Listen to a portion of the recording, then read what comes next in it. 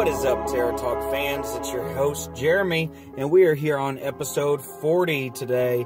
And today we're taking a little break from our standard haunt reviews that we've been doing. You know, this month we've been trying to pack as many of them in as we can.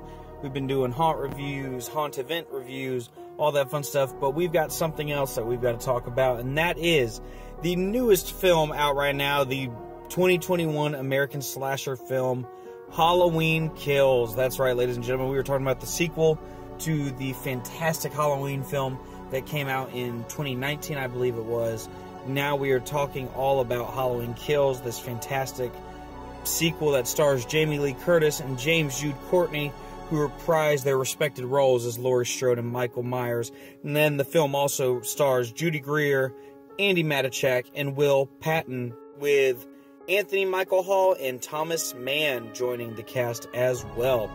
So we are not going to waste any time. We're going to dive right in. So this film picks up exactly where the previous film ended. So at the end of the first Halloween, or not the 1978 Halloween, but the sequel to that, or the new sequel to that, which came out in 2019, which is just entitled Halloween. It picks up right where the events of that one ended. So Michael Myers is burning inside of the Strode household, and Laurie and her two kids, or her daughter and granddaughter, are all driving away. The evil has ended. You know, we're thinking great things, fantastic things. So that's where this film is going to be picking up at. So this film was supposed to come out back in 2020, but as we all know, things did not quite work out the way they were supposed to. In fact, we all know how that went down. The Big C pandemic put everything on hold for a while, and so rather than a 2020 release, we did get our 2021 release, and this film premiered at the 78th Venice International Film Festival on September 8th, 2021, so almost a full month before it was released in theaters. But then on October 15th, 2021, Universal Pictures released it theatrically across the United States, and it also streamed on paid tiers of Peacock for 60 days. This film has grossed $71 million worldwide, and actually has received mixed reviews from critics, who praised the creative kills and the performances of the cast, but criticized its screenplay and lack of innovation. So, kind of an interesting take on it. Some people aren't so happy about it. We have some mixed thoughts in different places, and we're going to talk about them as we sort of break down the plot and go through everything step by step. We're going to lay it all out there, get it all out here on the table. So we will say that a direct sequel is already in the works, entitled Halloween Ends, and that is scheduled to be released almost a year to the day.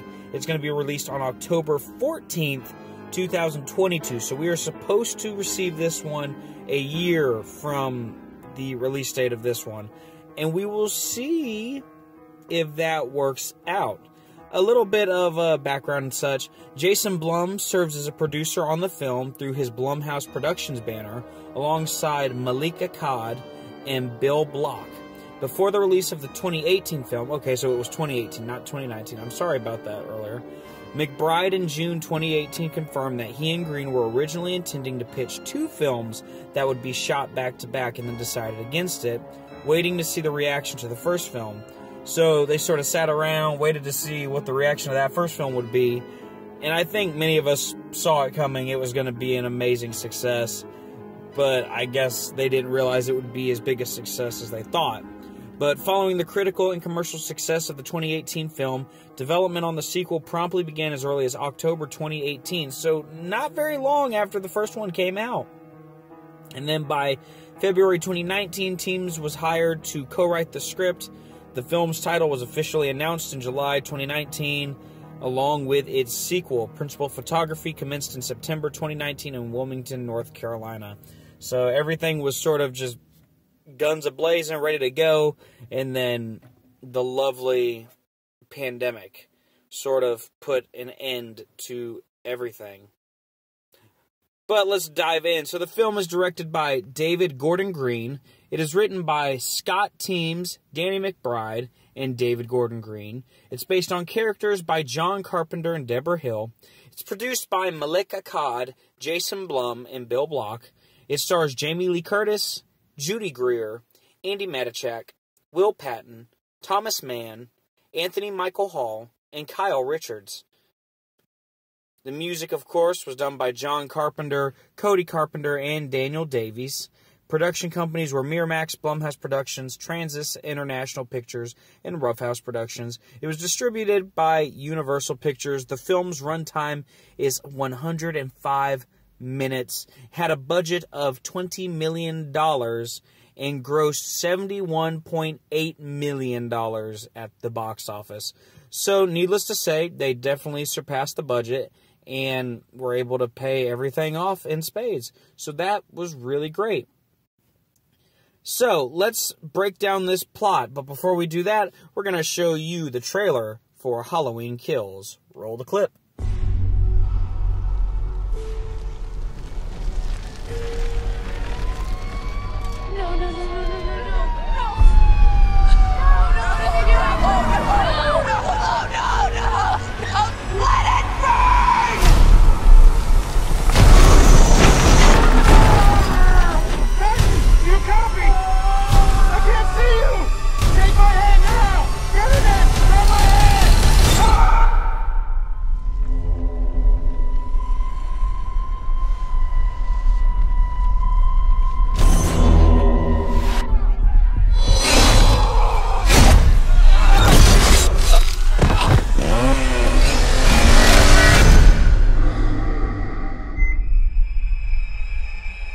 My grandmother was right.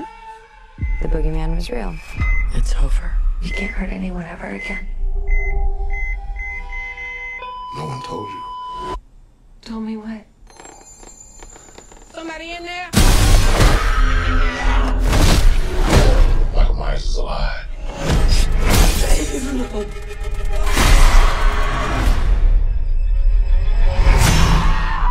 Stop! You had a knife in your stomach. You and Allison should not have to keep running. Evil dies tonight. I'm not just gonna sit and watch another innocent person die. If you track Michael's victims, it's a straight line to Michael's childhood home. What do we do? We fight. Let's hunt him down. Michael Myers is flesh and blood. But a man couldn't have survived that fire. The more he kills, the more he transcends. Run! Go now! He's the essence of evil.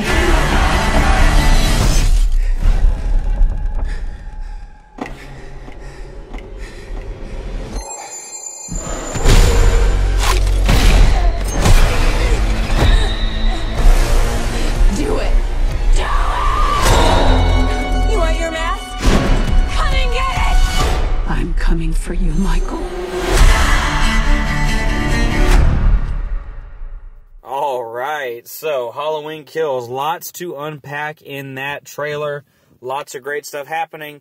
Hopefully, if you haven't already seen the film, you go and watch it. But before you listen any further to this episode, we highly advise you to go watch the film, go check it out in theaters. See it as soon as you possibly can before listening any further. Because from this point on, spoilers are ahead. So everything is going to be spoiled. We're going to be giving you our thoughts on everything. And let me just tell you, we have a lot of them. So let's just dive right in. On October 31st, 1978, Deputy Frank Hawkins accidentally shoots his partner dead while trying to save him from Michael Myers.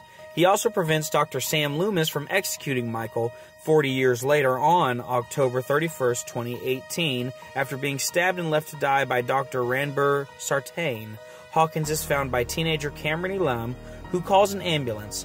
Hawkins regrets not allowing Michael's execution and swears to kill him. So right out the gate, so we knew that this new film series was going to sort of wipe the slate clean of all of the sequels. So Halloween 2 back in 1979 or 1980, whichever one it was, that doesn't count anymore. Obviously 3 is null and void, and then 4, 5, 6, H2O, and Resurrection, they're all gone. So we go straight from the first one to the 2018 film, and now we're here at this one. And what's very interesting is they sort of give us this new backstory as to what really happened on that night. You know, we saw Michael get up, run away. Dr. Loomis shot him in the heart 6 times, and, you know, no one saw what happened after that. Well, now we get a look behind the curtain, and we see that Deputy Frank Hawkins was indeed on the hunt for him that night, and they actually did catch him. And it led to this very intense struggle between Deputy Hawkins's partner, and he ended up dying because of that, and it was just a whole mess. But it creates this sort of inner turmoil that Frank Hawkins is having, and then we see him, and we learn later why he does this, but we see him stop Dr. Loomis from executing Michael.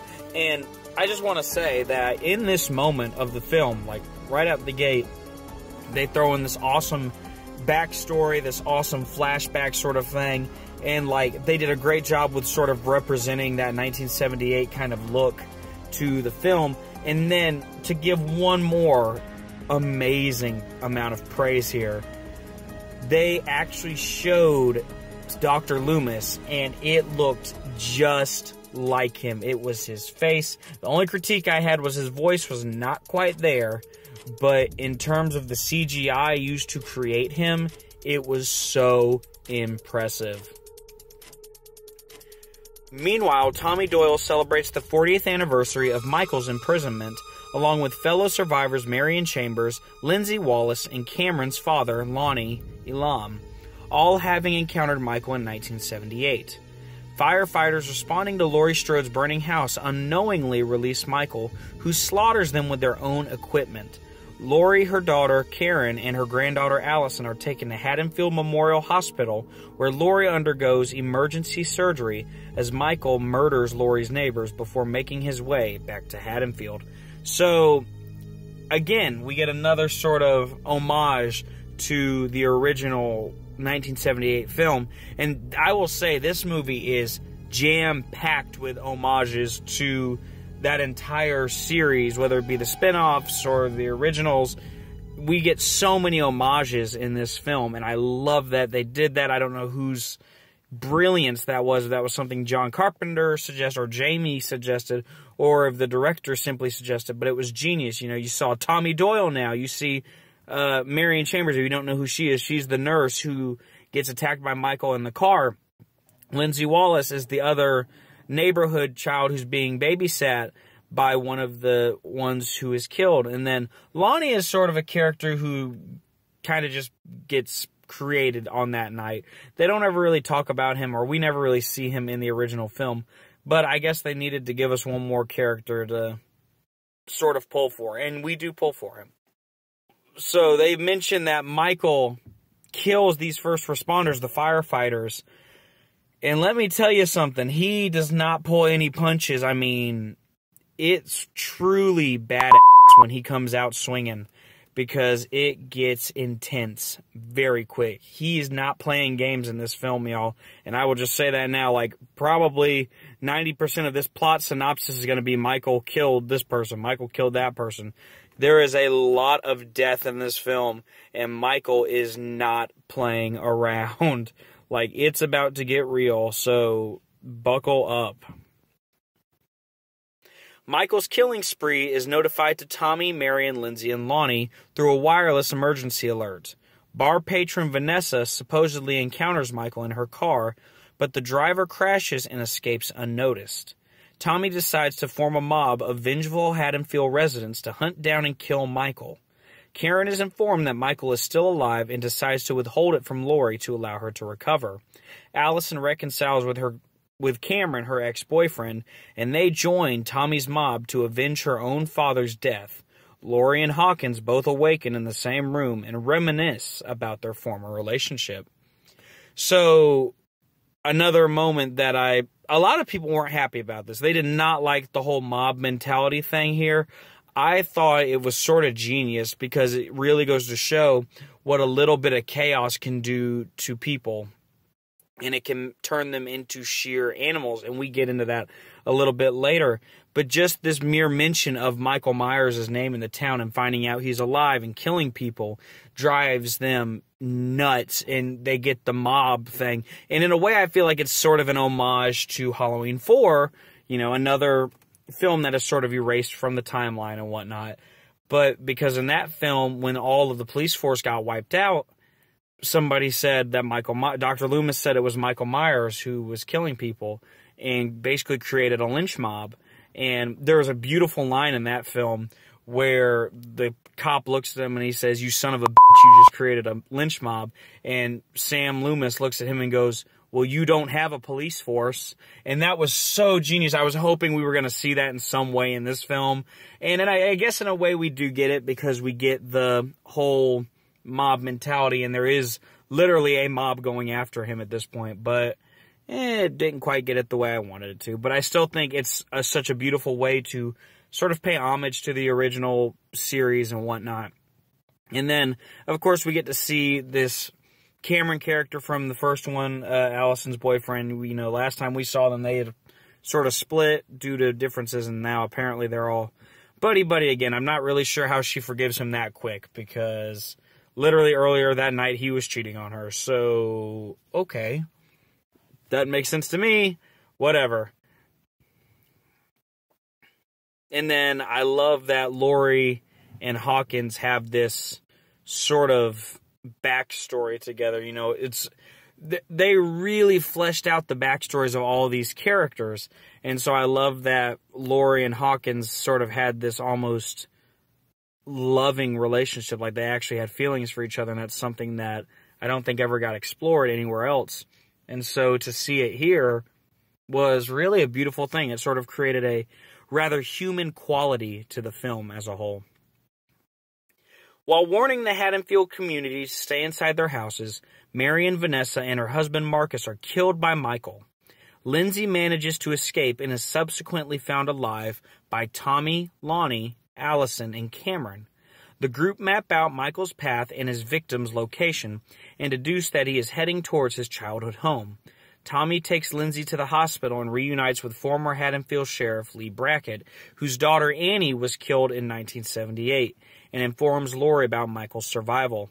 Across town, Michael murders the current owners of his home as Laurie prepares to leave the hospital.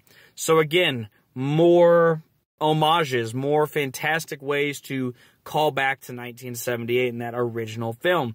You know, we see the character Sheriff Brackett, who he was a very pivotal part. He was sort of like Dr. Loomis's sidekick in the original one. He went everywhere with him, and, you know, he lost his daughter Annie. And so I think that's beautiful that they brought him back. And then it doesn't specifically mention it here, but in the film, it mentions that Mary and Vanessa and Marcus are killed.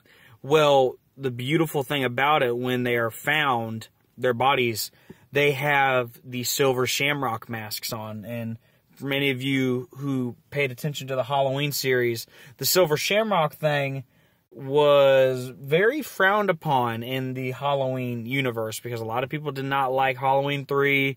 Season of the Witch was like a curse word. It was a big no-no. Nobody liked it.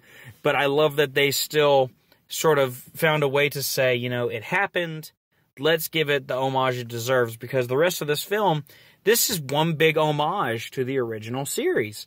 And so I love that it had all three of those masks. It had the pumpkin mask, it had the witch mask, and it had the skeleton mask. And you actually see it on these little kids who are wearing it earlier. And so that was just a genius little way of saying, hey, you know, this film happened too. This is part of the whole series. We got to give it its due diligence. And I love that. And I love this whole idea of Michael returning to his childhood home. And what's so interesting about that, and you hear it a lot, is everybody talks about how when Michael was in that home, he just sort of gazed out his window. And somebody at some point finally suggests, well, what if he wasn't looking out that window? What if he was looking at his own reflection? And, you know, that's the interesting sort of thing we don't really think about. They really try to dive into the psyche of Michael in this film, and that's such a neat thing to really look at it. And some people in the film are actually saying that Michael is not killing because he wants to kill. he's killing because of the Dr. Santane from the first one. So it's an interesting dive into why Michael is killing. And I will say I'm very glad that Lindsay actually escapes and she does make it out alive. I was upset that Marion died. I really thought that original kind of quartet of survivors were all going to make it out, but I was mistaken, and we'll get to that very soon. Lance Tivoli, a fugitive convict from Smith's Grove Psychiatric Hospital, and Vanessa's car driver, who escaped alongside Michael when their bus crashed, arrives and is mistaken for Michael. Tommy's mob pursue him through the hospital before Karen realizes that he is not Michael. Despite her attempts to calm the mob and help Lance, he is forced to jump out of a window to his death. Laurie urges Karen to work with Tommy and Brackett to hunt Michael down. Elsewhere, Lonnie heads in alone to Michael's home and is killed. Allison and Cameron rush inside and find his corpse before being attacked by Michael, who murders Cameron. So this is sort of one thing you never really see in the Halloween movies, is we actually see these other patients from Smith's Grove. Because, that's the thing we got to remember. This prison bus crashed in the first one. And all these patients were sort of just wandering about. They didn't really know what to do. And all we focus on is Michael Myers. We sort of forget that there actually were other patients on that bus. And so I love that they sort of show us this character of Lance Tivoli. Now, granted, his character is never really fully developed. We don't ever really hear his name. I don't remember hearing his name, so I'm actually surprised that there clearly is a name here for him. But it's interesting to see they use him as a way to show what the mob mentality does to people, and I love that. I really do love that about this film, because where in the first, or in the fourth one, I should say, they did that whole lynch mob thing, it wasn't nearly as bad. This one, they really dive into it, because you see people are all jumping over each other, pushing each other over, kicking each other. Like, it is mass freaking hysteria in this hospital. All because they want to catch this guy who's not even the right guy. And here's Laurie and Karen trying to say that's not him, but nobody will listen to him. And, eventually it leads to this poor guy having to kill himself because he's being mistaken for a brutal murderer. And he hasn't done anything. He's just trying to get some help because, he's kind of sick or he's not feeling well, or whatever it may be. But he showed up at the hospital looking for asylum, and this is really what happens. You see this mob mentality of they're going to look for the nearest person to blame, and they want to be sure that they kill the person that is to blame. And at a moment's notice, they think it is this character. So that's really, really upsetting, but so beautiful and poignant in the way they sort of portray the mob mentality. I really like how they did that, and really makes you feel for the guy. And then we're back at the Michaels home, and like I said, Michael's kill count in this film is probably the highest of any Halloween film to date. And probably higher than the whole series in general, honestly. Like, if we did a count of them, we'd probably find this film alone has a giant kill count. And, you feel really bad because you want to root for everybody and you want everybody to make it out of this.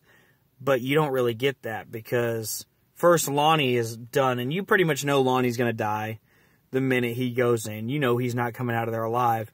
But then Cameron and Allison go in there, and then they're both getting attacked. Allison gets thrown down a staircase and breaks her leg while Michael is upstairs dealing with Cameron. And oh boy, Cameron gets it rough. I mean, he gets the crap beat out of him. He gets slammed through a staircase banister. And, I mean, he's actually suffered. Like, he impales his neck through the banister, or through the bottom of the banister, I guess. I don't really know how to, the rungs of the banister. And he actually sits there and he's still breathing. And then Michael turns around and just snaps his head backwards. And it's like, oh, he's done. And so that was like super gruesome. And it goes to show you that nobody is safe in this film. We saw where Michael killed a kid again earlier. I forgot to mention it, but Michael actually killed a kid earlier in this film. Michael is killing everyone, and it is rough. So as Michael prepares to kill Allison, Karen stabs him in the back with a pitchfork, steals his mask, and taunts him to follow her. She leads Michael into Tommy's mob, who swarm and seemingly kill him. When the mob disperses, Michael recovers and massacres the entire mob, including Tommy and Brackett. So I'm going to hold there just for a moment.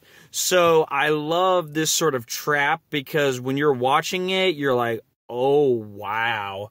Because it gets intense. So Michael is literally holding Allison. He's got the knife to her throat, and she's literally yelling. You can see this scene from the trailer. She says, do it, do it. And she screams at him to do it.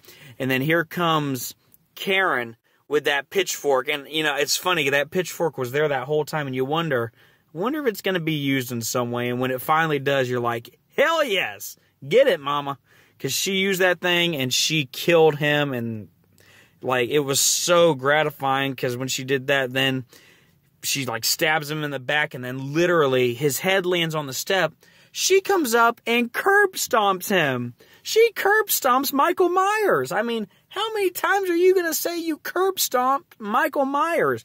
Like, that was such a great moment, and it feels so gratifying when you see it. But then, of course, he gets up because this guy is just invisible. He will not die. Or invincible, not invisible. And she holds the mask, and it's such a great moment. She's, like, taunting him, and she's like, come on, you want it? Come and get it. She leads him to the big circle, and it's such a great thing because Sheriff Brackett delivers that famous line, and it, like, literally our whole row that was sitting there watching the film, we all were like, oh, hell yeah, when he did it. They all, like, have their guns and stuff, and they're pointed at Michael, and Sheriff Brackett just looks at him and goes, Michael, it's Halloween. Everyone's entitled to one good scare. And I was just like, get him. Like, that was such a great line. And again, paying homage to the original, and then they wail on him. And just when you think it can't get, like, they beat into him, and you actually think it's going to end right there. But of course, we're sitting here like, well, there's a third movie, so there's no way that they kill him right here. And of course, we're right. Because what happens next, they cock the gun, they're ready to execute him, and Michael gets up and he's like, good morning, and he just butchers everybody. And you feel so bad because he's killing them all and nobody can stop him. And, of course, they end that with him murdering Tommy. And I'm just like, no! So Tommy dies. Lonnie dies. The woman, the nurse from earlier, she dies. Marion, that's her name. Marion dies. And so all that's left is Lindsay. And you're just like, come on. I thought they were all going to make it out. But then it gets even worse. Because as if the body count wasn't bad enough, we get to the next part of this plot. So back at Michael's home, Karen investigates while Allison receives medical attention. So she goes upstairs, she's looking around the house and stuff. And then Michael appears and stabs Karen to death in Judith Myers' old bedroom as Lori stares out of her hospital room. And that is how it ends, my friends. That is how Halloween Kills ends. And honestly, what a fitting title for this film. And we'll talk about that in a minute. We're going to take a short break to hear from our sponsors, but we will be right back after the break. Hey there, Terror Talk fans. Are you looking for a new way to let your voice be heard? If so, check out our friends at Anchor. Anchor is a one-stop shop for creating your very own podcast. They offer editing tools to create your podcast, which include your audio, listener audio, unique transitions, and custom advertisements. In addition, they'll also help you distribute your podcast to other listener sources, such as Spotify, Apple Podcasts, and many others. With this unique app, you also have the chance to get paid for your podcast by simply placing ads for various sponsors in your videos. Best part of it all? It is 100% free. Anchor does all the work for you and makes podcasting as simple as turning on a light. Download the free Anchor app or go to anchor.fm to get started. That's ANCHOR.FM. Whether you're new to podcasting, doing it as a hobby, or hosting a professional show, Anchor is the place for you.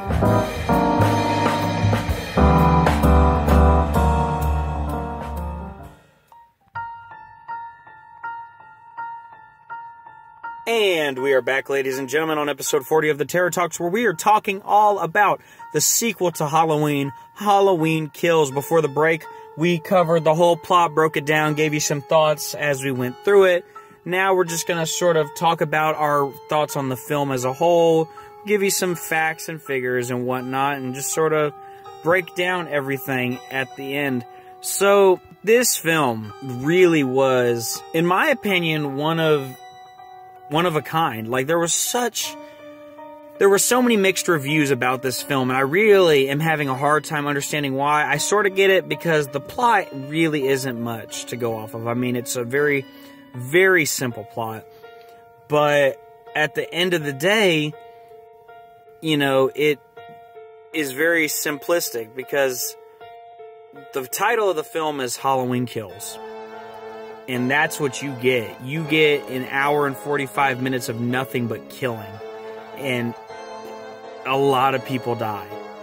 It is an absolute bloodbath in this film. And I think it is such a nice sort of middle child to this little trilogy that they've created. And I think it works really well with just showing the different sides of everything. It shows that Michael Myers is a nut job. It shows what this community is willing to do to take down the nut job. And it really is just an amazing piece of work. I feel like the director, the team, everybody on this film did such a great, great job. And for me, I feel like it really was a worthy sequel to that first one. And it's going to be a worthy predecessor to Halloween Ends. And of course, I'm really, really curious about that, because we've laid all this groundwork now. We have wiped out just about every single main character from 1978. The only ones that remain are Laurie, Lindsay, and Sheriff Brackett, and of course Michael Myers. Those are the four last remaining ones. Oh, I'm sorry, not Sheriff Brackett, Deputy Hawkins. So those are the only four left from the original Myers case. Now we're left to wonder what is going to happen in this next film. Who is going to do what? And I've heard a lot of interesting things about what's coming up. And apparently, according to the Scream Queen herself, Jamie Lee Curtis, she can't give much away right now because we're still a year out from it. But she said that a lot of people are going to be agitated and stimulated. So that's sort of interesting when you think about it, because it makes you wonder, what does that mean? Are we going to see Michael Myers die? Are we going to see Jamie Lee Curtis die? Are we going to see something shocking that creates this insane twist that is beyond measure? Who knows? I am curious, though, because I did find an interview online that Jamie Lee Curtis did. It was a panel, and she was discussing one of the other Halloween movies before they started this new trilogy. There was a clause in the contract with Mustafa Akkad that says you cannot kill Michael Myers. Like, they cannot kill him in these films. So I'm curious to know, did Malik Akkad, when he took over, did he say, okay, we've changed the clause?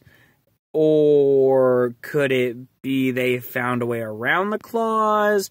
Is Michael Myers not really going to die? You know, there's a lot of questions here. as to where this series is going next. So I really am curious. I've heard on several platforms that the film is going to be taking place. There's going to be like a time jump, which I'm not a big fan of. I don't like that idea personally, but I am willing to give it a shot. Not that I have much of a choice anyways, but I'm willing to give it a chance, see, you know, maybe it will make sense in the grand scheme of things, but I just don't understand why there would be this big time jump when, you know, the events of Halloween are still so perfectly laid out there for us. You know, we just saw this mass murder. It can get so much more intense. Like, Halloween night is not over. Now, maybe this was a false trail. Maybe they're saying things that are fake to sort of throw us all off. Who knows? But I am very curious to see what we're going to get in the sequel. But this episode's all about this current one, Halloween Kills. This film, in my opinion, was just a work of art in so many ways, because it wasn't just a slasher film. It actually had these underlying themes. You know, it had this sort of lighthearted romance sort of theme with Laurie and Hawkins. It showed this mob mentality theme, almost Lord of the Flies-esque, if you will, showing what happens when a group is under this type of pressure. When they are being hunted, how do you react to that? You turn the hunter into the hunted. And the hunted becomes the hunter. So it's a very interesting sort of thematic thing they did with the film. And I don't know if that was the intent, but it certainly came across that way. And it shows that beautiful sort of thing of how the mob mentality can drive you to do some seriously dark things. And that is brought to light with the man getting scared to death and jumping out a window because they're ready to kill this man, who they don't even know if it's him. And after they kill him, they actually sort of regret it. They're like, oh, maybe it wasn't him. So it's a very interesting type of film, because it's not just, you know, a bloodbath the whole time. It does have these thematic moments. But at the same time, it is still a slasher film. It's still a Halloween film. So you do get the bloodbath. And this is one bloodbath that is just next to none. Like I said, the kill count in this film has to be the largest kill count I've ever seen on a Halloween film. Probably in an entire series, no less. But I really do think this was a fabulous film. I think the team behind it did a really, really good job on it. I think, you know, all the homages to the original Halloween series were very well received by me and the people who I went with. You know, my team was very excited to see the homage to all of the different parts of the series, whether it be, you know, showing us Dr. Loomis, giving us that classic line of everyone's entitled to one good scare, the silver shamrock heads, the mob mentality sort of thing, you know, the original survivors. All these types of little tidbits from the original film were very well received by us, and we thought it was such a beautiful way to sort of tie everything together with a nice big bow. So, great job to the team for doing that. I really think that was a beautiful little touch. I think it was very well received by a lot of people. There might be some people who didn't like it, but I know we definitely appreciated it. And like, it was so funny. Every time we saw these little things that we knew was a callback to, you know, these other films, or not other films, but the other films in the series, we were like, oh, what about that? Like that, this is that, and this is that. And there was one, I forgot to mention this. At the beginning of the film, it does this 1978 flashback to where we see Sheriff Hawkins and Dr. Loomis and everybody arresting Michael. You know, that's what we don't see. That's what got erased. And that this is the new reality. Well, when they actually capture him in that 1978 flashback, the way the camera pans out is perfect. And they set everything up perfectly because Dr. Loomis is standing there next to Michael. Deputy Hawkins is standing there on the porch. And Michael Myers is standing in his spot, rooted to the ground, as if he were a child. And that's the other thing. He's back at his childhood home, too. So they paralleled the scene from the original Halloween, the way it opened. We sort of get that here, and it opens that same way. It starts the Halloween theme with the pumpkin and all that. And what I love about this one, it has a subtlety to it. The music, like, let me just talk about this for a minute. The intro to this music is not it's still the Halloween theme, but it's a more somber, quiet version of it with just a piano and like this synthesized choir in the background. And it's so haunting and chilling because it creates this eeriness of the moment. And they just did a great job with it. I really was impressed by that. And like I said, the parallel between 1978 and this was just such a genius decision. So great job to the team for that one. Wow, I was really impressed. And it was actually my friend who pointed out that parallel to me, and I was like, oh my God, you're right. That's awesome. So that was really, really cool. But yeah, so that's Halloween Kills. So as we know, the film does have a sequel, and this is the information we have. In July 2019, the film was announced alongside a direct sequel titled Halloween Ends, which is scheduled to be released on October 14th, 2022.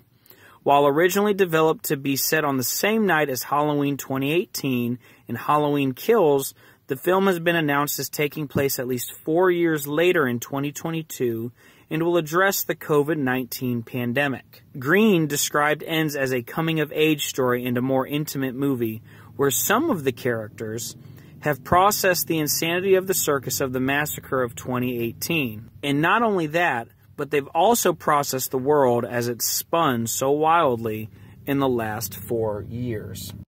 So this is sort of interesting. This is an interesting take on it. And again, I wonder if this is sort of a red herring to kind of say, hey, you know, just sort of throw us off the scent of it a little bit so we're not eyeballing this film so much and wondering what's going on with it. But, you know, I'm curious to see how everything's going to play out. You know, they haven't let us down yet, and I'm hoping they don't let us down with this one. I'm hoping that this COVID-19 pandemic arc doesn't really mess things up. I get it that it is a part of the reality now, but I almost wonder if it's a mistake to let that cross into the reality of the Halloween universe. Because, I mean, the Halloween universe is its own universe. You know, they could have had a 2021 where there was no COVID-19 pandemic. So I do wonder if that's going to hurt the film at all. And like I said, I wonder if the director sort of came out and said what he said about it to sort of throw us off the scent a little bit. I do wonder that. But, I mean, I guess all we really can do is sort of wait around and find out. I do hope... I hope it doesn't ruin the story for us, is all I can say. I hope that we still get another Halloween film and this doesn't become some drama. I'm trying to make sense of what he said. You know, he calls it a coming-of-age film, coming to grips sort of thing. I'm trying to make sense of it. I don't see it right now. Maybe in a year's time I will. But, you know, we'll just have to wait and find out. And you better believe when that one comes out, we will review that one too. So, that is Halloween Kills. That is going to do it for us today here on episode 40 of the Terror Talks, talking about Halloween Kills. It was just released not too long ago, a couple days ago, actually about 10 days ago. It was released in theaters worldwide. Be sure to go check it out today if you can, tomorrow if you can, whenever you can. Go see this movie. And I'm going to get on my soapbox like I always do with the movie theater reviews. Go to the theater and watch the movie.